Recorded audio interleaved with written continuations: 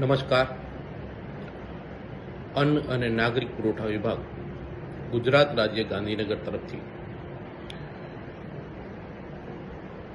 NFSA ration card લાભાર્થીઓ માટે KYCની કામગીરી તારીખ 30/4/2025 સુધી પૂર્ણ કરવા સૂચના થયેલ છે.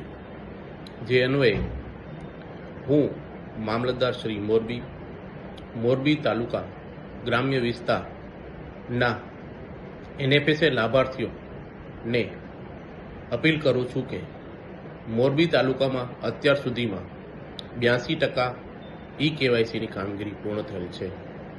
બાકી રહેલ 18% KYCની કામગીરી પૂર્ણ કરવાની થાય છે, જેની મુદત 30/4/2025 સુધીની છે. આથી NFSA રેશન કાર્ડ લાભાર્થીઓએ તારીખ 30/4/2025 સુધીમાં પોતાની KYCની કામગીરી પૂર્ણ કરવા વિનંતી કરું છું. KYCની કામગીરી માટે આપ અત્રેની મામલતદાર કચેરી, મોરબી ગ્રામ્ય અને ગ્રામ પંચાયત ખાતે VC તેમજ તમે જ્યાંથી વાજબી ભાવનો